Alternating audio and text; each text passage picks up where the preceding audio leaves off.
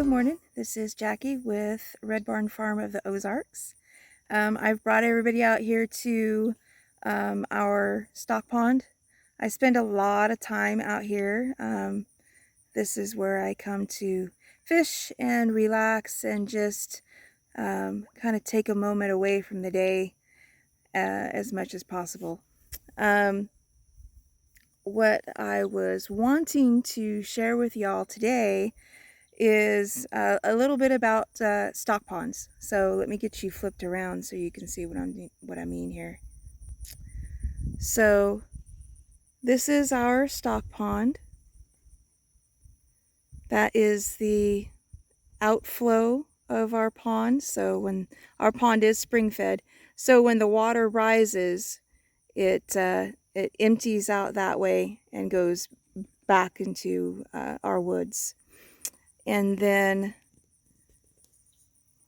lots of trees. Yes, that is a wooden cross. The original builders here, he was a preacher and he used to hold congregation out here.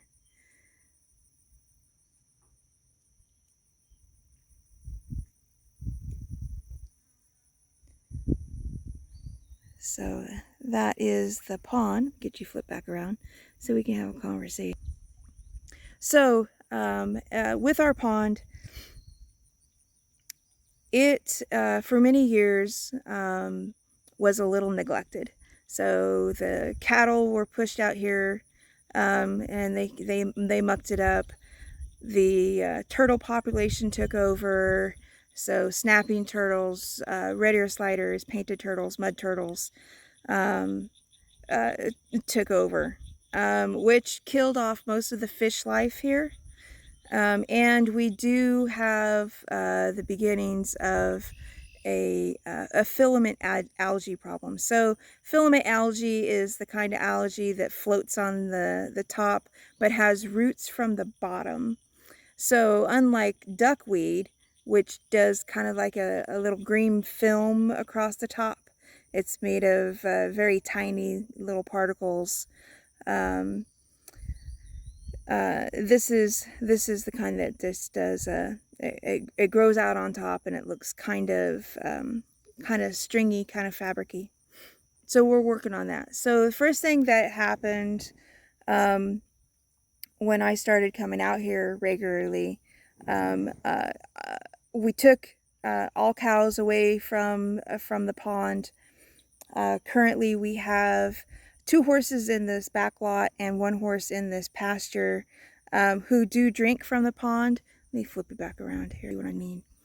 So here at the outlet, we have, there's Wichka, Brutus, and Sunny.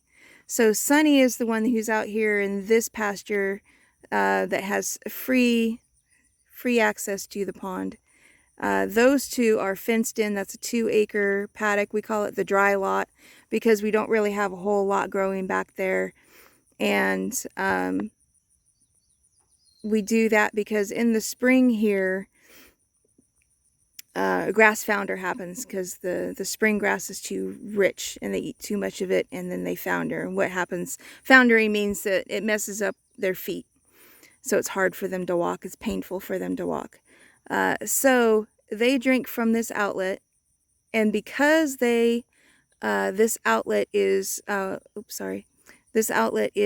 flowing outwards, even if they do go to the bathroom right here, it doesn't really affect the quality of the pond water.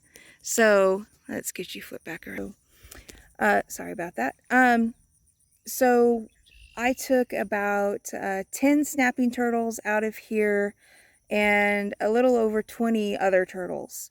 We currently have a few, but not to where there's so many that it really messes up the water quality, and the fish are starting to be happy.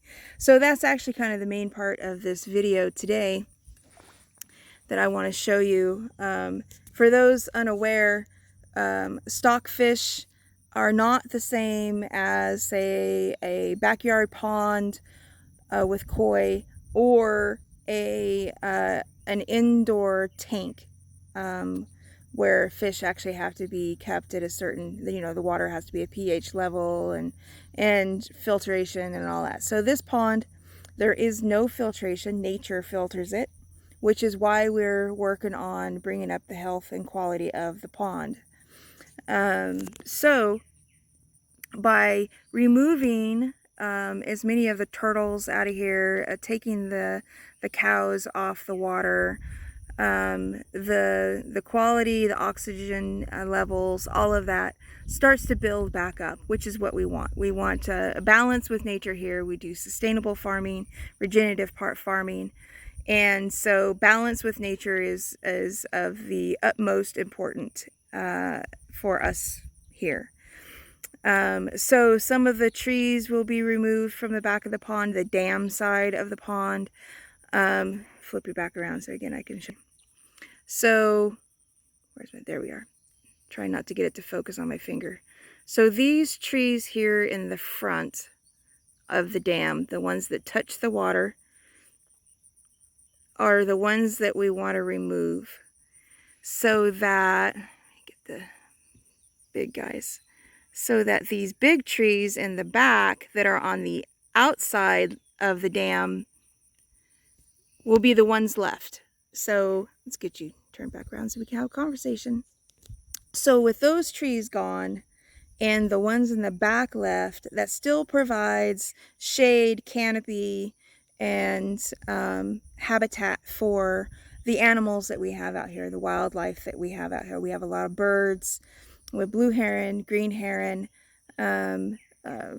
red-shouldered blackbirds, brown thrashers. Just Missouri has a lot of birds. And so we are in south central Missouri, and it's just, there's birds, all the birds. Anyway, back to the pond. Sorry, I digressed again. So it is important again for us to keep that balance of wildlife so that this pond can thrive. And if the pond thrives, then I can fish bigger fish, and then maybe we can have something to eat. But right now is a perfect time of year to show you a little fish behavior. So our little fish here, let me show you here. Our little fish down here are currently spawning. So you'll see, see if I can get this guy right here, tip of my finger here. That is a male. All of these that are kind of parked like they're at a drive-in, those are all males. So what had happened, the females have come in and laid their eggs right there in those beds, and the males stay at the bed, one, to fertilize and then to protect, because I also have minnows in here. And as soon as these little fish leave their bed, the minnows will swim in and try and eat the eggs. And an interesting little behavior thing here, let me get my fishing pole to show you.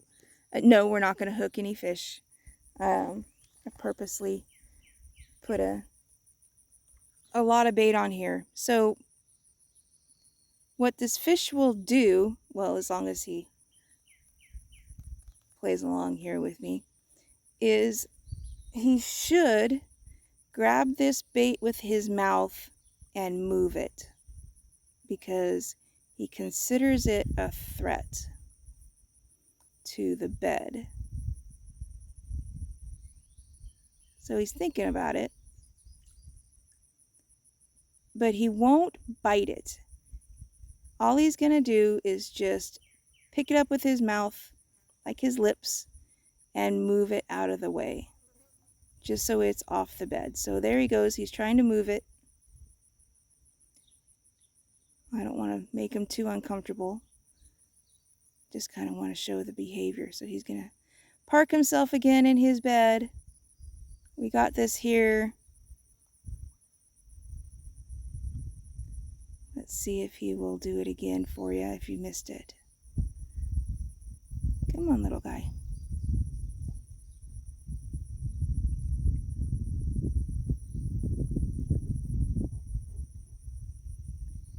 wants to take his bed back. So there we go. So see, he went to pick it up with his, we'll stop harassing him now.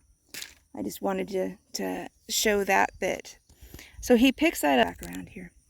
He'll pick that up to try and move it off the bed that has the eggs.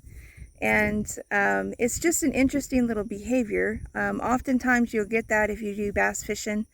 You'll feel a little something something, but they didn't bite. It's because oftentimes they're in their bed and they just want to move that away, just make that motion to move them out. Sorry, farm hare don't care. it just kind of does what it wants. So that's a big portion of our farm that is important to, at least it's important to us. So we like to take this this area. We've only been here 18 months, so we're still working on getting everything the way we want. So there is the pavilion. There's Rudger.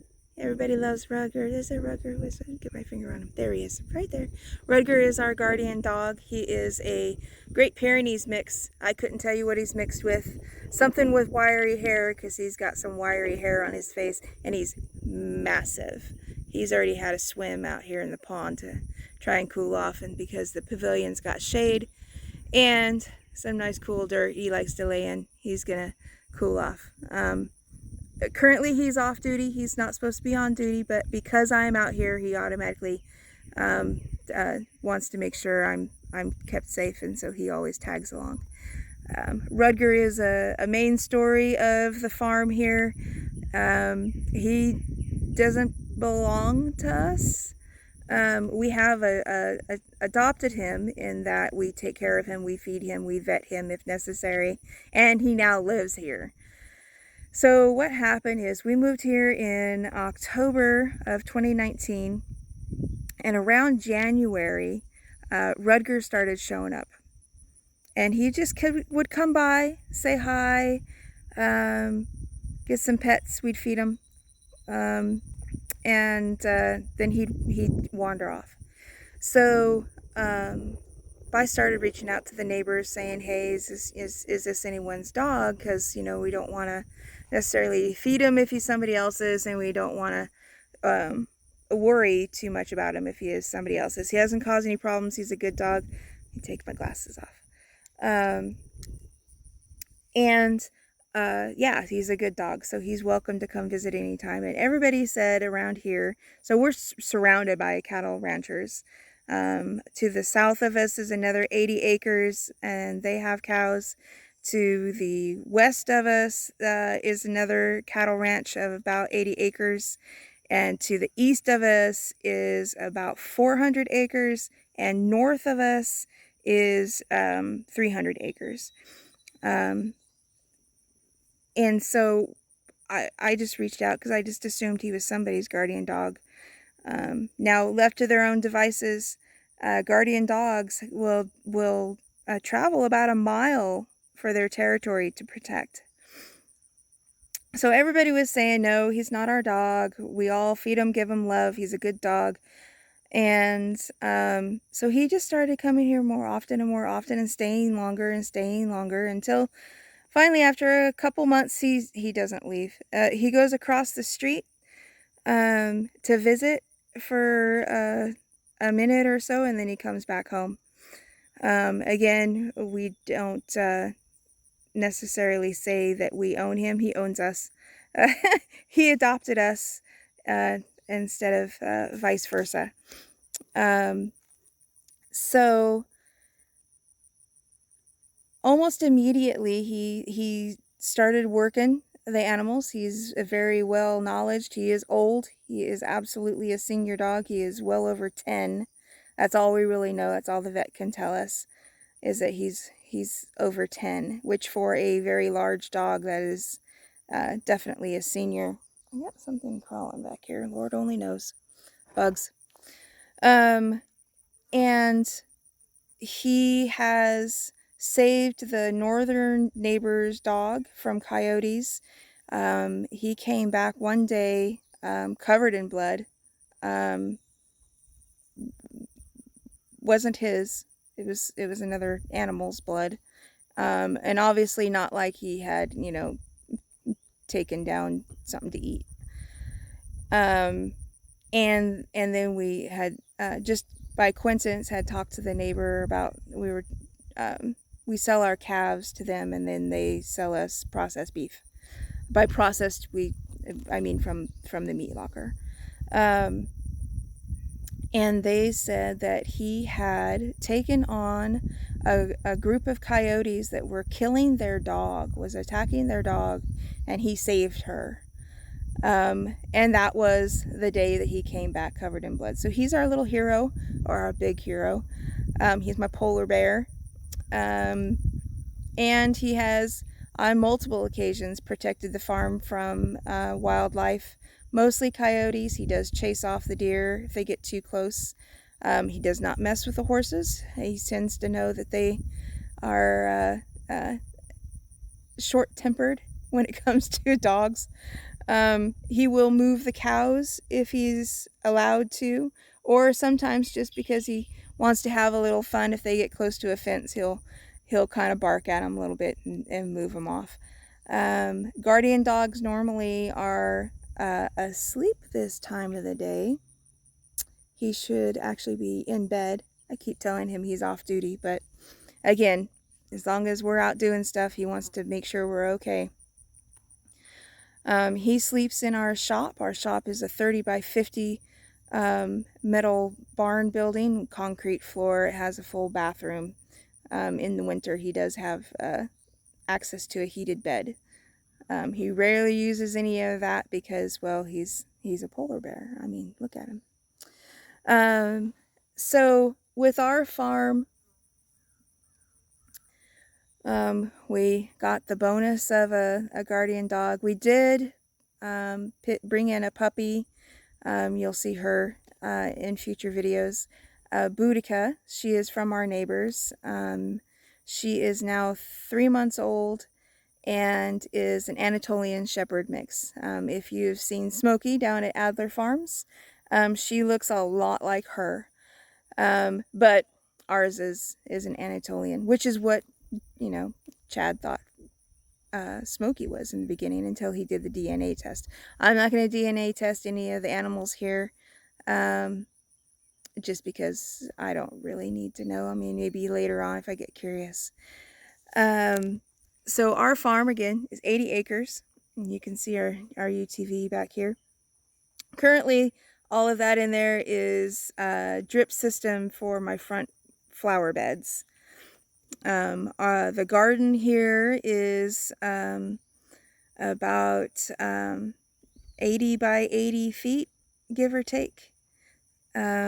Raised beds through the center, in-ground planting through weed fabric on each side. I initially, when we bought this place, it came with a little garden that was the raised beds.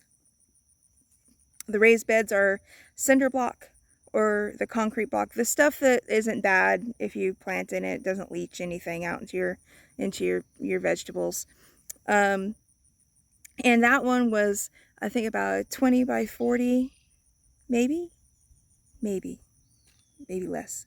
It had 3 garden beds, double stack of the block, and had a little fence around it, which I already knew that wasn't going to be big enough for us because, again, we do sustainable farming. I was able to quit my day job to farm full-time, and Scott works as a title agent for the Colorado company, which he's worked for them for over 20 years. So he works remote. We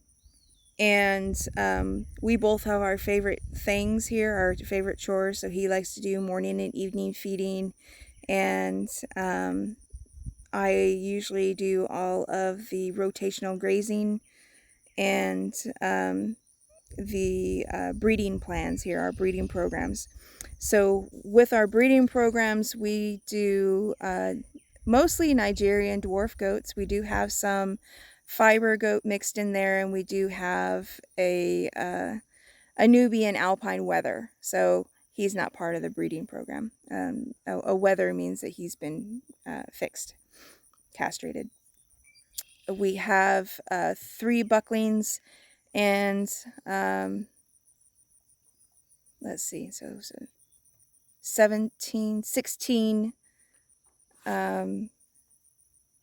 other in the main herd of goats, and 7 of those are breedable does.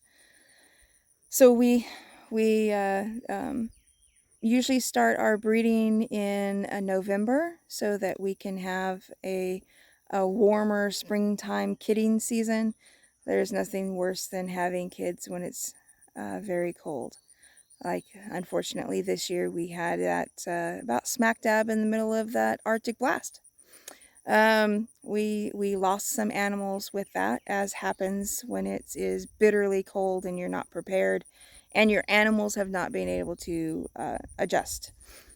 We also have a breeding program with our cows. Our cows are mostly Angus. There is a little bit of brown Swiss, which is a dairy cow, mixed in there. So some of our ladies have that supermodel look, as I call it. Jersey cows are the supermodels of the cow world, where they show a lot of rib and a lot of hook and pins, which is their hip bone pelvic area. Ours are mostly the Angus, so they don't have a whole lot of that going on.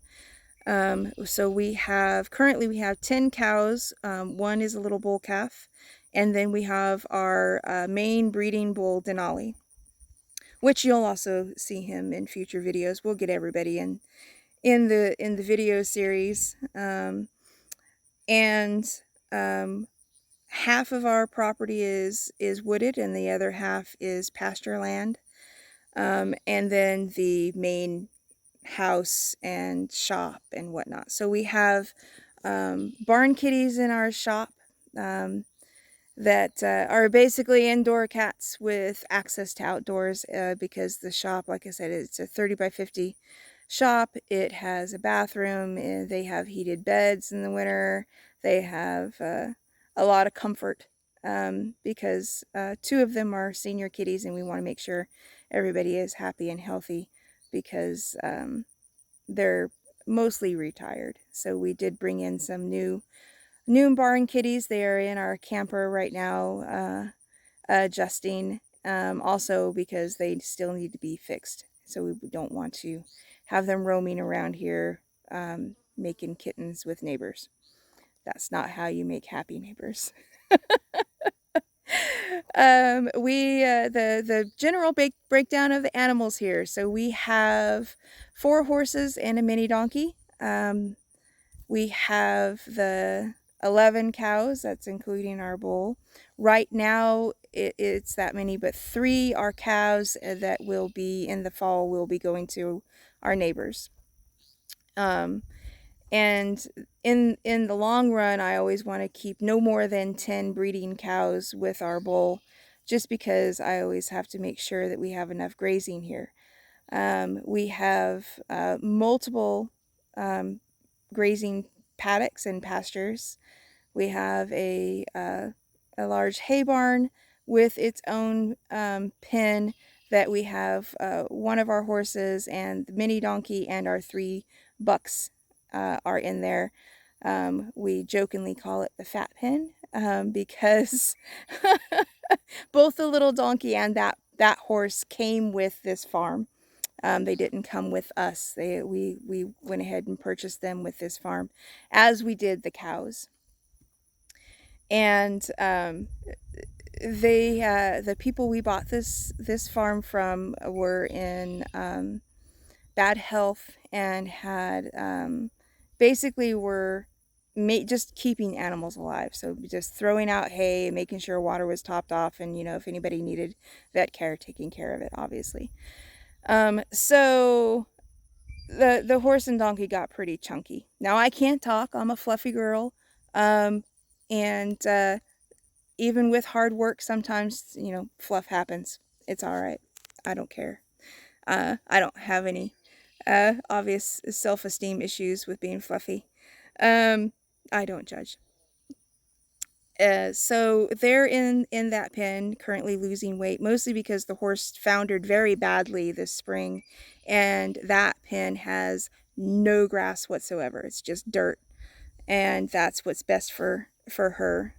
So they get hay, they get fed. She does not get grained. She just gets just hay. So everybody's losing weight and looking good.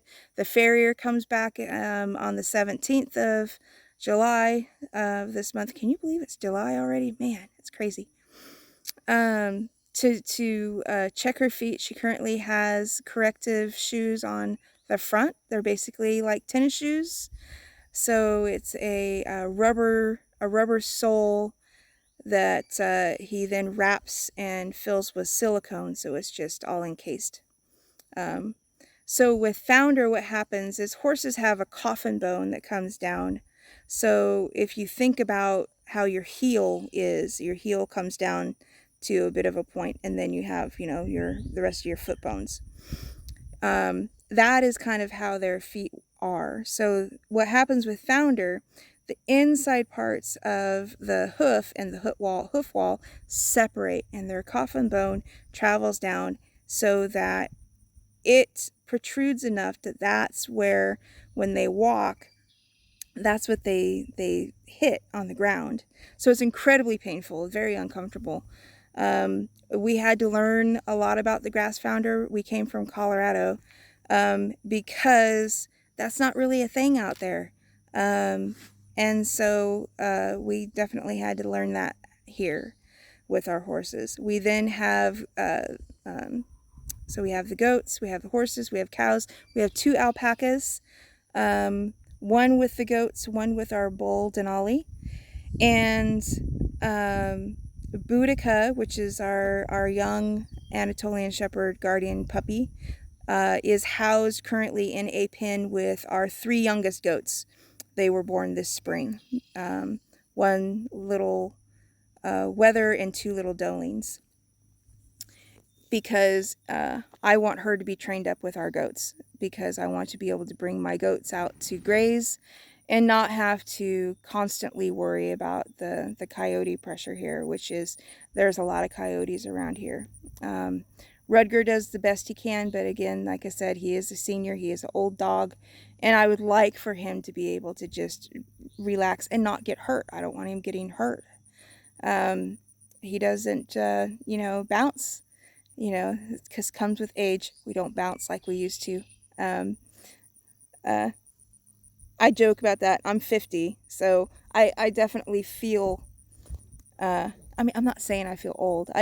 You just feel more stuff than when I was, 20 and thin. We do have several dogs. We have a total of 7 dogs.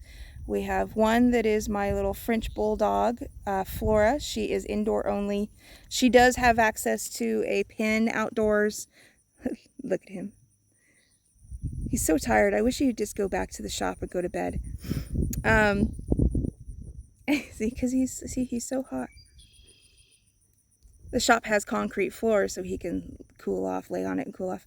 Anyway, sorry I did digress. The dogs. So we have Flora, who is inside, the little French bulldog. We have 2 rescue puppies that are red tick coonhound mix with who knows what. They were dumped in town, and originally I was just going to go pick them up and then find them a home. They were dumped, as I said, in town, and a woman did kind of a public post asking if there was anybody who could take them in, because her landlord was about to come over and she wasn't supposed to have any more dogs there. And we couldn't take them. They couldn't go to the shelter because that was when COVID had just hit and all the shelters were closed. So I took them in, and I'm like, well, they're cute puppies. We could probably find them a home. And within a day, I just decided that they weren't going to leave. They're just going to stay here. And they're 8 months old now. They have turned out to be excellent little farm dogs. They do most of the chores with us. And then they have their yard, which is the front yard of the house. We have Rudger here, or Rudger has us. And then we have the dogs that we came here with from Colorado. So that is Roscoe and Farah. Farah is a working farm dog. She is an Australian Shepherd cattle dog, bearded collie mix, who both her parents were working dogs. And so she was actually moving goats when she was 10 weeks old. She's an amazing little dog. And then Roscoe, I just got Roscoe to be her buddy. So that's his job, is just to be her buddy. So that when she isn't working and in their yard, so they have the backyard. Sorry, it's getting sweaty. The sun's out. She's got, company.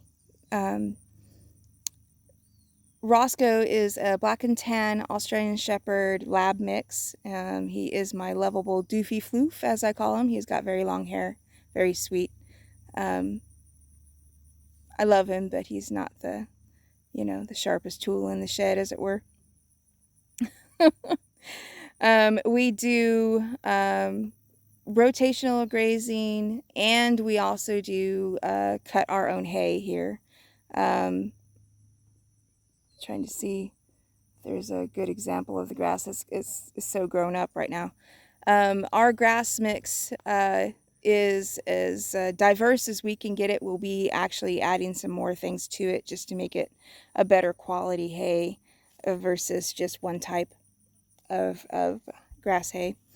So it is a fescue mix with clover and some legumes, and I'm trying to think of what else is in there. Oh, sorry, let me see if I can get you guys to see. There's a blue heron up in the top of that tree who just flew over there. Let me see if I can show you. He's right. Where's my finger? There it is. It's right there. Here, checking out the pond. I'm perfectly okay if he wants to come and eat some fish. He won't. He's one heron. He can't eat all the fish here. These little guys are pretty prolific. Where was I? Oh, our grasses. Our lawn, I call it lawn, is technically the same grass that is in our hayfield. Because this whole property plus the 80 acres south of us and 200 of the 300 acres north of us was all one farm at one point. It was one big ranch. So this was all pasture land. So our house, the builder, he built this place in 2007. He started with the shop. Oh, there's shade coming. Oh, that's beautiful. It's beautiful. Sorry, have to have a moment. It's gorgeous. Oh, it feels so much better. It's so hot today. Oh, what a nice break. That's a blessing. What a blessing. Anywho, so he built the shop first, which is why it has a full bathroom. So it's got a shower and toilet and sink. It has laundry hookups because they lived there. It also has RV hookups because that's what their foreman lived in a camper. Their main contractor lived in a camper. They were in the shop. Then they built our house. Now, let's see if you can see it back there. I don't know how well you can see it back here. There it is. There it is. That's the house. So the house is a metal building. I don't know if you'd call it necessarily a barn dominium. It is in that style.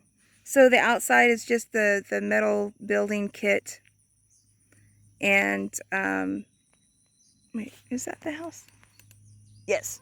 Had to make sure, because the shop is right over here.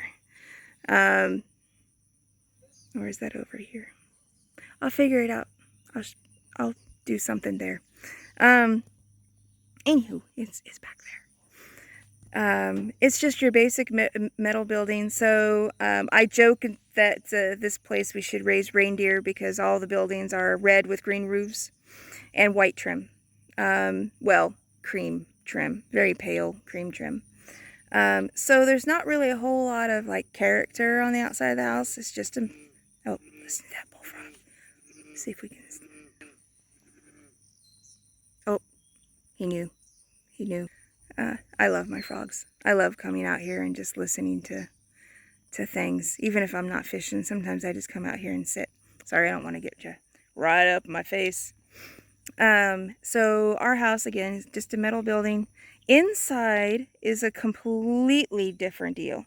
So inside, it's gorgeous. It has stained concrete floors. It's a 3-bedroom, 2-bath. So it has 2 bedrooms and a bathroom upstairs. The bathroom is a Jack and Jill.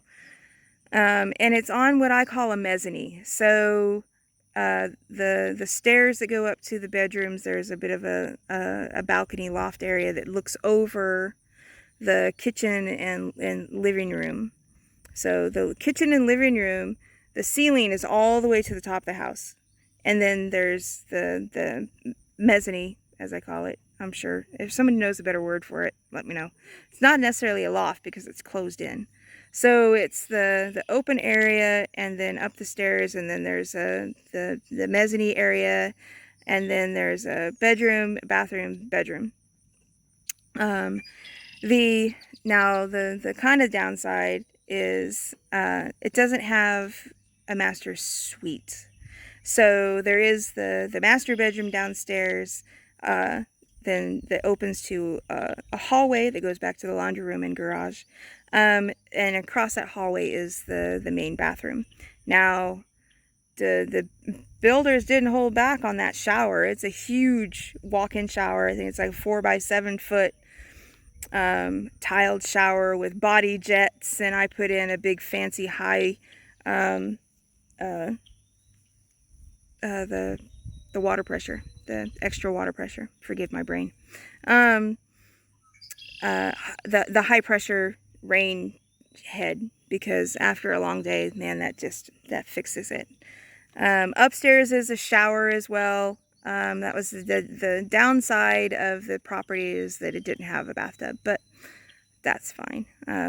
Where I moved from had a very nice jetted tub, and in the winter that was my savior. However, kind of the main reason we moved from Colorado is because of the cold. Here, cold doesn't last that long, although it did this year. But Arctic blast, whew, man, that did a number. I'm sorry, I babbled. Where was I? Oh, yeah, the house.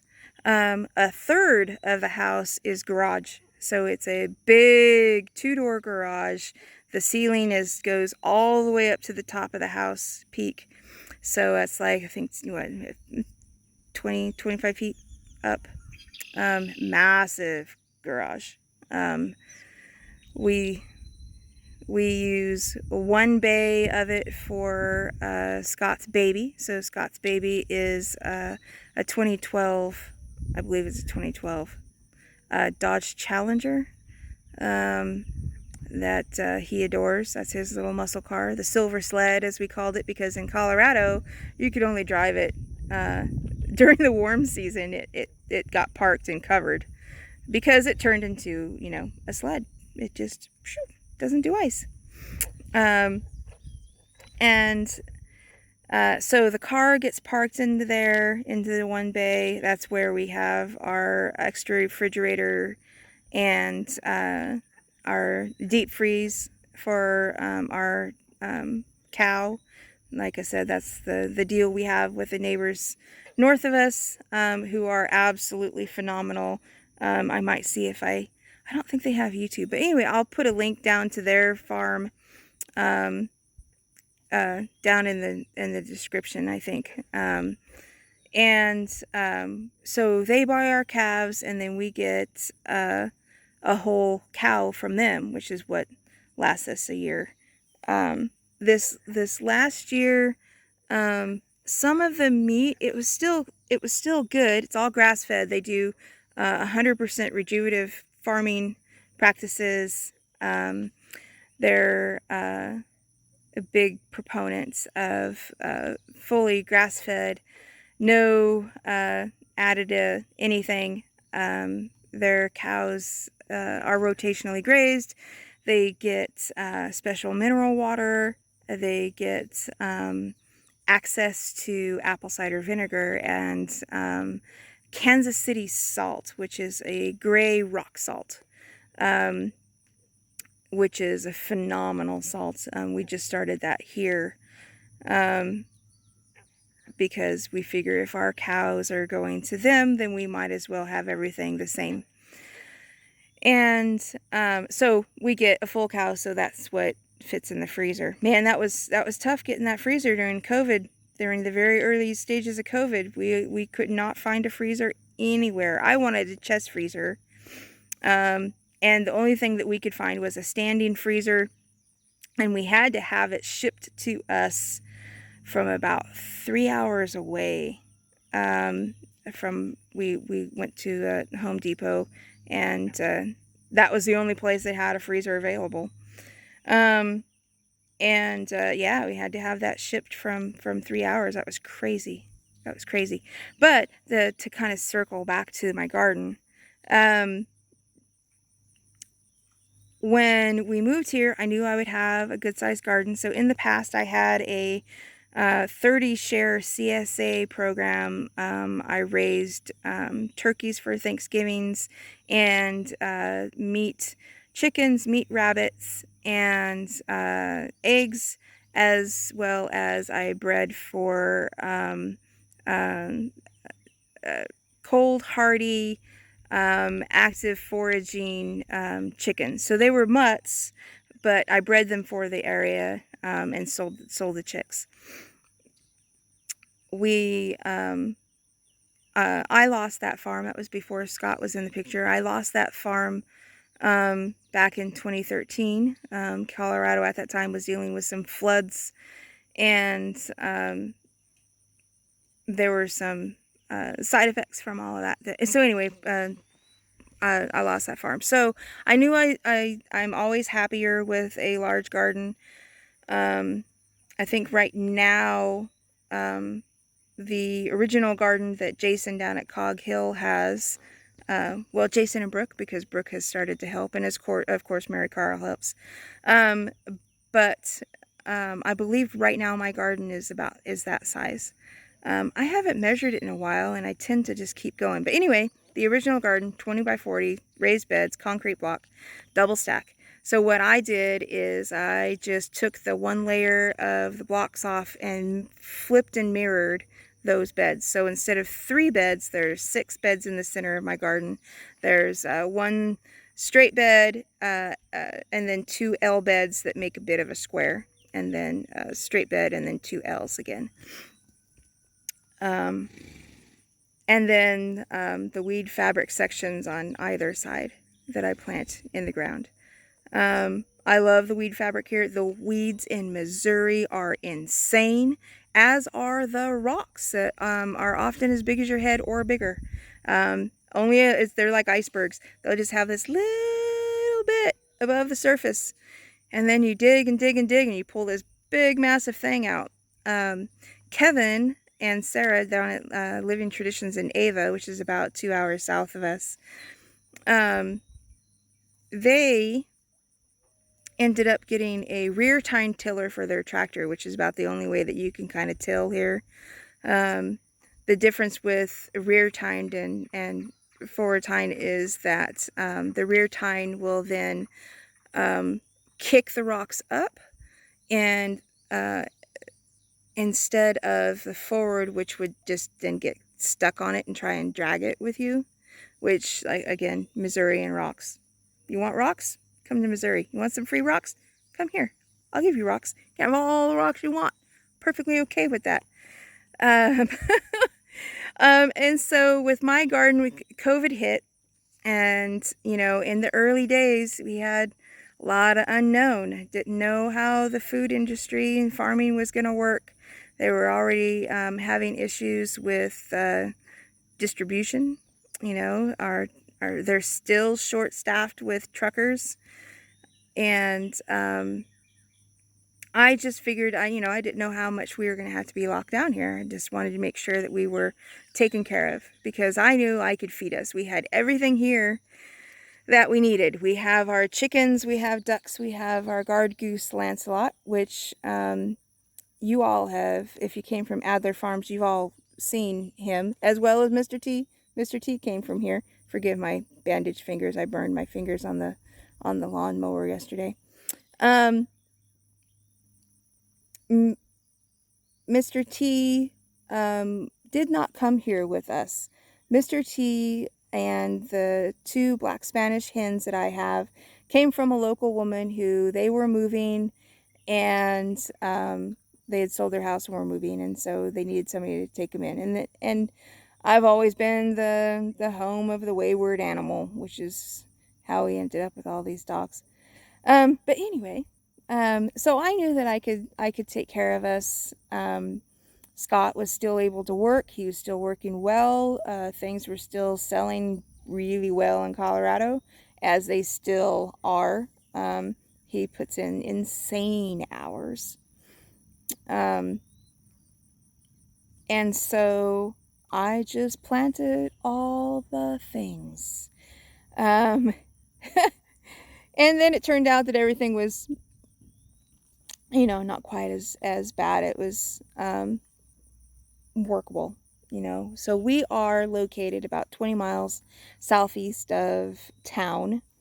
I did that on purpose when I researched where we were going to move to from Colorado. That was about 3 months of research to find where we wanted to go. You check about, of course, the size of land you want, the weather patterns, crime, politics, because there's nothing worse than being plopped down in the middle of, whether you're blue, red, green, whatever, being stuck in the middle of an area of politics that you don't agree with. It's tough. It can be rough. We're perfectly fine here. The people are great. Surrounded, again, cattle farms everywhere. So it's nice and quiet. We do live on a county highway that does have some traffic, but not too bad. Our whole farm is offset off the road, so our driveway is about 300 feet or so from the main road. So garden a lot. I just started our chestnut trees. I just got them in the ground this year, so we've got some years before those produce the way I want. The fruit orchard will be coming, I think, probably next year. And then all of my cottage gardens. So eventually you'll get to see more than just, this hay pasture, and you'll probably see a lot of Rudger. You'll get to know him rather well. So this is the outside hay pasture that's behind us here. You'll get to see more. So we have laying hens, quite a few roosters. I actually had to do a bachelor pen for our roosters. I took some handsome olive Agan boys from Chad down at Adler Farms when they came to get Mr. T. I sent Mr. T down there with the disclaimer saying that you're probably going to want to eat him right away. Turns out he didn't taste good, which is a shame. But he made amazing, big, healthy poults, which is the only reason why I kept him as long as I did, because he was a jerk from day one.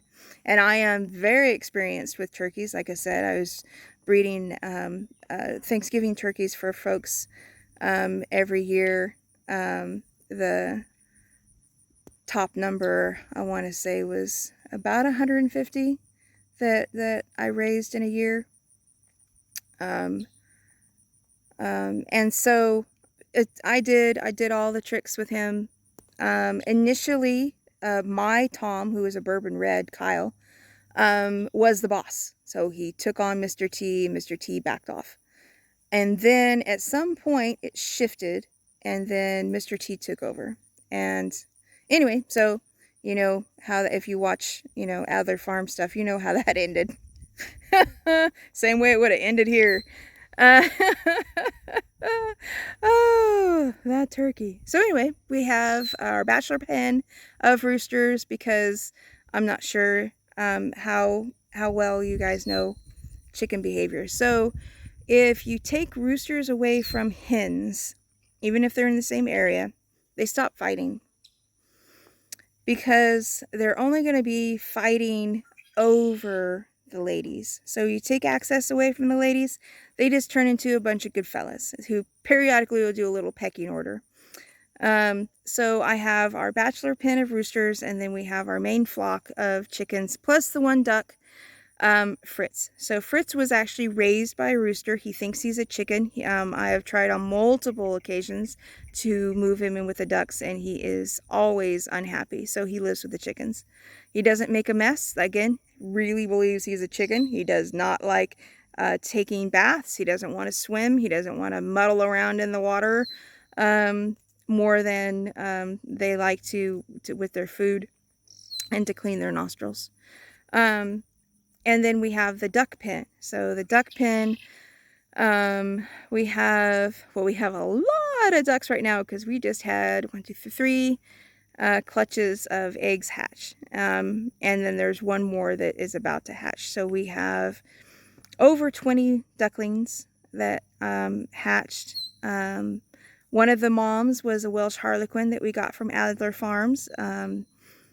That video that shows Lancelot, who's our guard goose who lives with the ducks, and the Welsh Harlequins, and even I think some of the olive eggers as babies.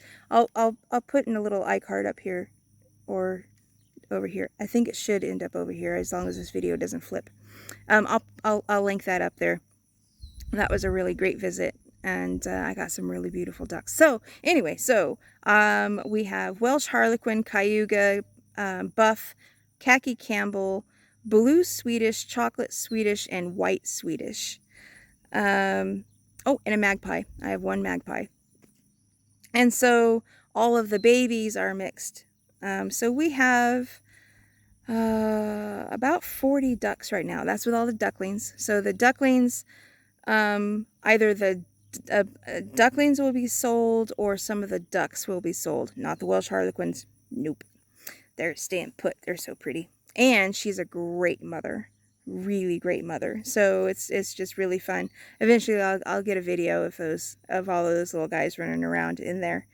And so we have our ducks, we have our chickens, we have turkeys, we have the guard goose, we have alpacas, we have cows, goats, horses, and our mini donkey Paco, who's very upset about his diet plan. He does not like a diet plan at all. 80-acre farm, South Central Missouri. We do hay, sustainable farming, neighbors mowing the front yard. I would probably be mowing today, but our lawnmower, our riding mower, is in the garage. We like our implements and tractors and whatnot. So there's our UTV or side-by-side. Ours is a smaller guy because in Colorado it had to fit between pine trees.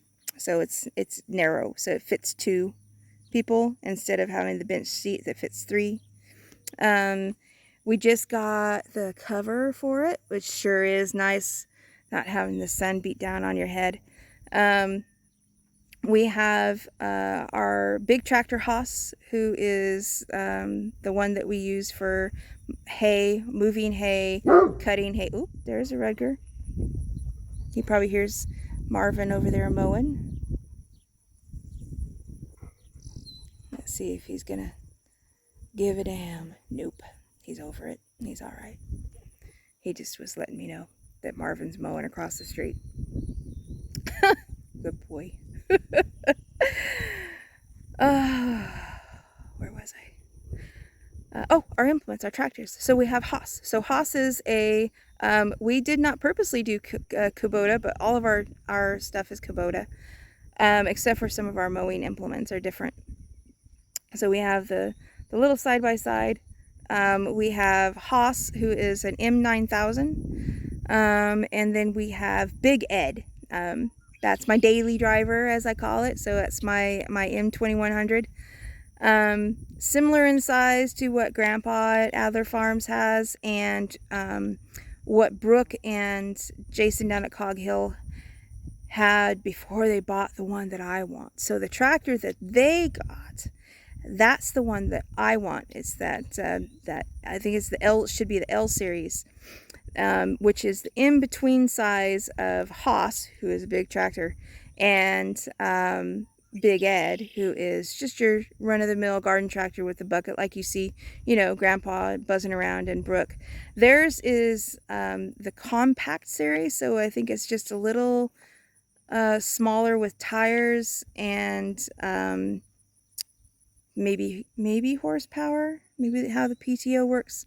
I haven't really looked too deep into that, the differences. I did at one point because I shared it with Jason down at Cog Hill, when they were looking at maybe just upgrading to keeping a small tractor until they got the Cog Hill 40. So yeah. We have our hay equipment, which right now, let me see if you can see it over here. See over there? Is it back there? Is it back there? Can you see it back there? Over here somewhere. Is our round baler. So our round baler is a John Deere. None of these companies or sponsors or anything like that. That'd be amazing, wouldn't it? Oh, that'd be great. Our round baler does 4x4 bales. And John Deere, as I said, it is a 95 round baler. Our hay rake is, I believe, veneer. And we have a New Holland small square baler, which currently needs repair. And then what else do we have? Oh, we've got the box blade for Ed, and then we have the straight blade, which is a 5-foot blade for Ed. We have the riding mower or push mower, of course, and then I am on the lookout for a belly mower for Ed, because there is a lot of this stuff out here. Let me flip you around for a minute. So a lot of this grass here, let me try and zoom out a minute. A lot of this grass here, it's too rough for me to mow with the riding mower. Let's have a conversation. Too rough of a terrain for me to safely mow with the riding mower. And there's just a lot of areas. So back behind the pond is areas that need that. And these areas are too tight for us because we have, that's the other implement, Royal King Bush Hog. So Brush Hog is a brand name. Bush Hog is the activity that you do with a rotary. They call it a rotary mower. So we have multi-levels of mowing that we have to do here. We have the push mower that gets a lot of the little edges. We got the riding mower that does like the lawn around the house. And then we have our Bush Hog, which we use for all the areas like back behind the pond, edges of our pastures. If I haven't moved the weaned calves in with the goats to their pasture, because they have a 2-acre paddock pasture, then I have to brush hog their pasture because the grass gets too high and they don't want to eat that much stuff. So goats are actually rather picky eaters. They know what they like, and they will eat all of that, and they will usually ignore the weeds you want them to eat. And so we have to be able to do all that thing, all the different mowing steps. That's just part of having acreage and a bigger farm. Oh, there's the breeze. Yay, farm hair don't care. I used to have longer hair, which is probably why you see me kind of enjoying the wind in my hair, as it were, because I cut it. This is actually grown out. I had it cut short. I didn't care if I looked like a boy or not. It's I'm a farmer. Yeah. Um, I just need it to be cooler and to be able to dunk my head under a hose and not worry about hair everywhere. It doesn't get in my eyes. And anyway, sorry. Just got chatty for a minute.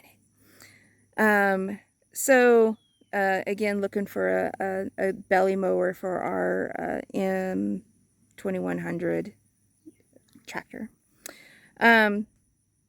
So we do all those basic things. We will be doing our own hogs maybe next year, whenever Chad down at Adler Farms gets those Idaho pasture pigs ready. I was going to get some down from Kevin and Sarah down at Living Traditions, but they sold out fast. And so I got on the books real quick with Chad. And so want to do a couple of those a year. So my background is a little bit of Jackie of all trades. Oh, that's a joke, ha. I have quite a bit of experience with a lot of different things. So growing up, I was a farm girl. We raised everything that we needed to survive. Mom was a teacher. She was a single mother. There were 4 of us kids. And if we didn't raise it or grow it, we sometimes didn't eat.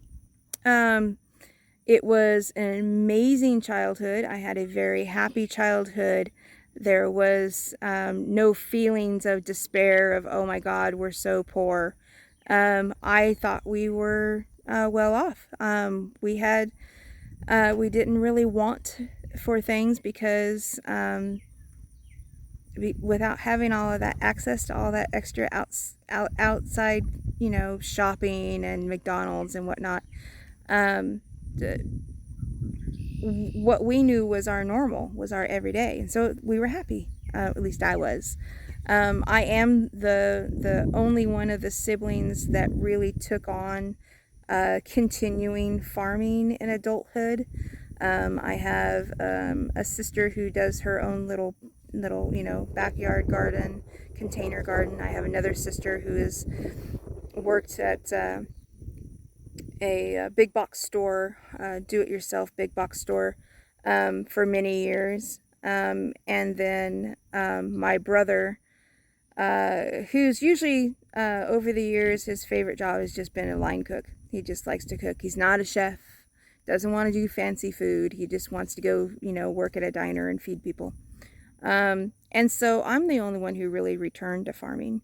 Now, as a teenager, I left high school when I was young, went to college. My mom had gone back to school. She wanted to get her degree in fine arts. So I was taking, initially I wanted to take zoological courses. That was my dream, my childhood dream, was to work in zoology.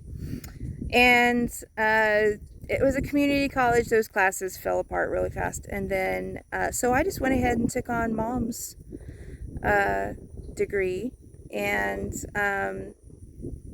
so fine arts was a thing. I then went into teaching and working in group homes and as a respite worker for ARC. So the group homes, I was working with developmentally disabled folk. They were clients. They were not patients. They were active citizens in our society. And so the teaching, that was special education children, K through 2nd grade. I really loved working in those fields. That was a very rewarding job. And that was my job for many years. I had at that time had 2 young children. They're now pushing 30, which is insane. Oh man, do kids grow. It's crazy. both doing very well for themselves, as in they are happy, and that's all I care about. I would like grandchildren. Keep tapping my foot on that one. So when they were young, I was working multiple jobs at the same time. Sometimes that's as you have to do to keep your head above water. I then I had been divorced at that point, and was trying to figure out what I wanted to do with my life. At that time, I did not think about farming. I was still, thinking, oh, I'll stay with, my usual career, my work, and wherever I move to, there will be a need for that. Who doesn't need teachers, or caregivers, or aides? So I moved around quite a bit trying to figure out where I wanted to live. I have lived in a lot of different states and done a lot of different things, which is where the background comes in. So I then dealt with a rather serious cancer issue. I had stage 3 ovarian cancer. I have beat that. I am over 20 years clear of cancer free. I'm very blessed. Not everyone is as blessed as I have been with that situation. Stage 3 is very volatile. There were surgeries, there was chemo. Oh, there's Sunny. He's gonna come get some shade. The reason why my hair is so crazy short is when my hair fell out, as it does usually with chemo, when it came back in kind of curly. So the shorter I cut my hair, the crazier it gets. But anyway, beat that. And then decided to go back to college. And at that point, I then went into animal behavior work. I was then doing a lot of work with animal shelters, both with adoptions and with animal behavior. So helping intake animals with evaluating their social skills and where would they fit best, and if there was something that could be worked through, we would work through the training. After that, I then went back to college for my ag degree. So ag science is the big umbrella. So I threw some ag business in there. Most of it is just working and understanding the animals and understanding the broad strokes of agriculture, without necessarily delving into any sort of specifics, whether it be row crops or cattle or what have you. I did kind of a broad stroke. And that was when I decided to go back into farming full-time as an adult. And so that's when I started at first I leased a little farm, and started there, and that led to a bigger farm, where the CSA and all of that happened. And then I took a bit of a break. I was living in town at that point. Work was more assistant-based, in-home assistant stuff, and housekeeping, just to kind of, again, float and figure out. I did want to go back to farming, but until I could get, figured out where I wanted to go. I then met Scott, and Scott had a little farm with his late wife, and they had his horse Sherman, they had alpacas, they had some chickens and some ducks. It was a beautiful little farm up in the mountains in Colorado, and we just meshed really well because of things the future that we wanted to have, and our personalities. We work really well together, and so At that time, I was had already moved into a farm manager position, and so I was taking care of somebody else's farm. And then you know, we moved in together, and then about 2 years ago, we decided that we needed to move. Um, Colorado was no longer where we wanted to be, or we wanted to be there. We just felt that with regulations and weather, we needed to go elsewhere. So I then, oh man, the sun's back out. Bummer. I then went into research mode, figuring out all the places. So initially it was going to be Wyoming, Montana, Utah, Idaho, places like that, until we realized we didn't want to be cold anymore. And we liked those places because there wasn't a lot of people. There wasn't concentrations of populace of everybody. And so more animals than people there.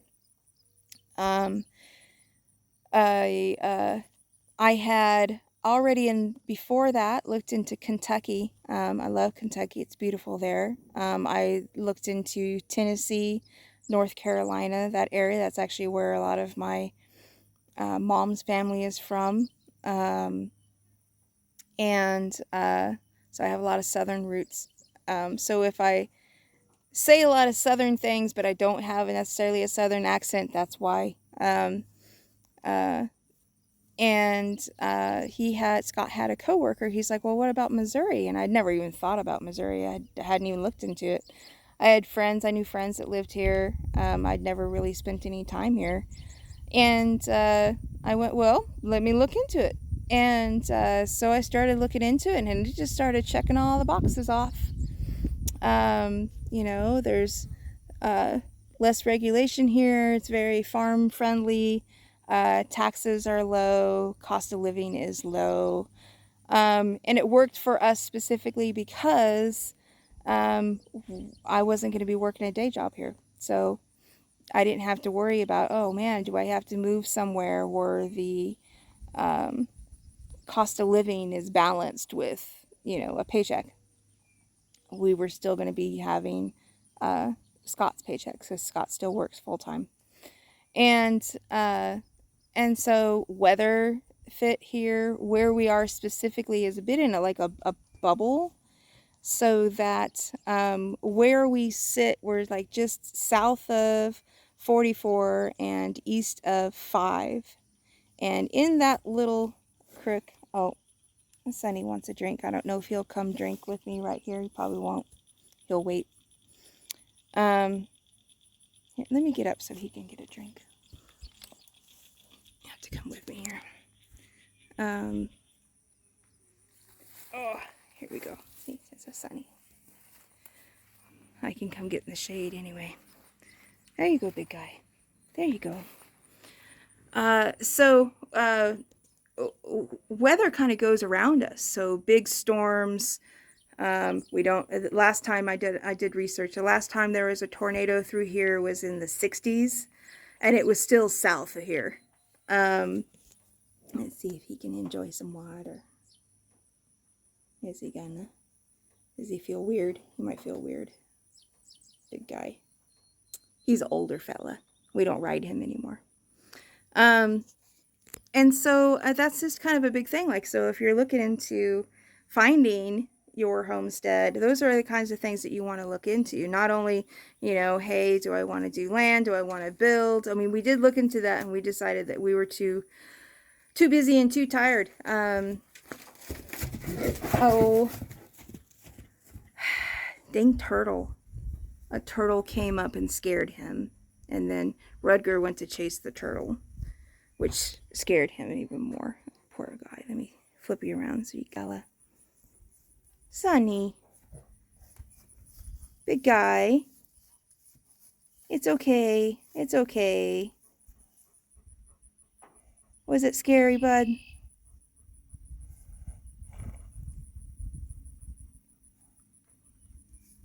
You can come try again. It'll be all right, buddy. So, when you look at places, you want to look into that. Do you want to build?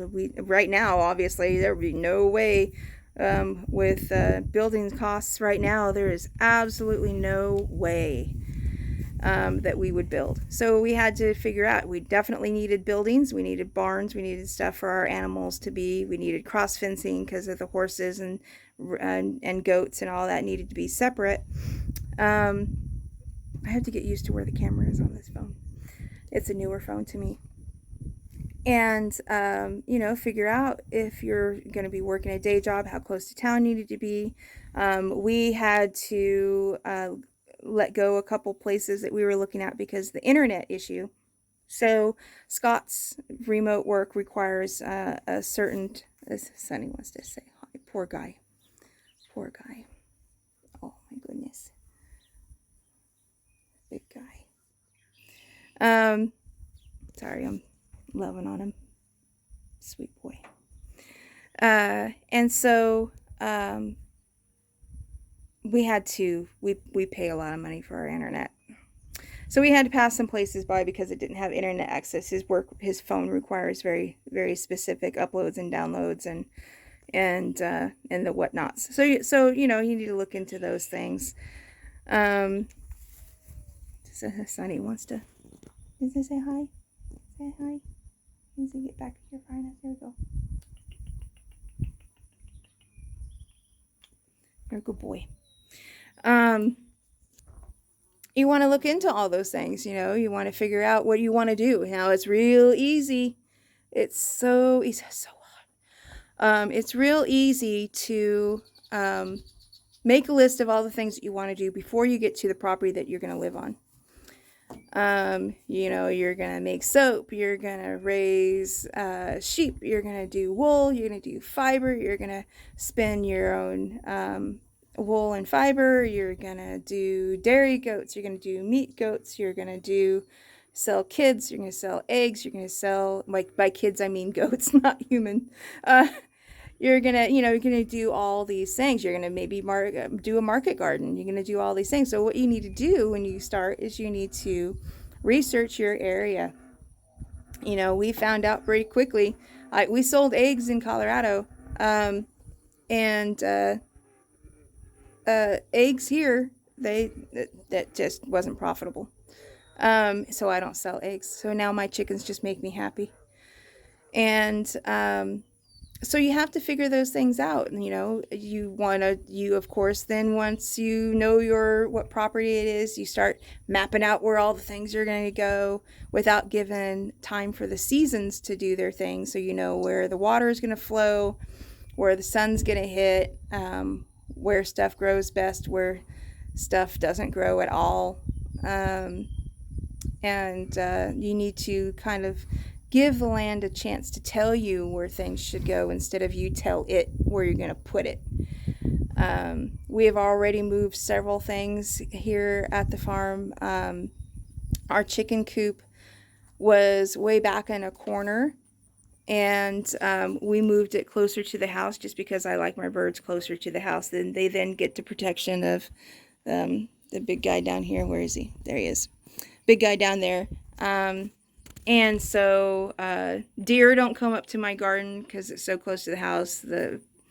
Most of the predators don't come up that close to the house. When I had a raccoon issue, it was when the coop was far away from the house. Oh, Sonny wants to hang out. I'll let him hang out. He's a good boy. I think get distracted. Get distracted by the sweet guy. Oh, it's a big guy. Oh, it's a big guy.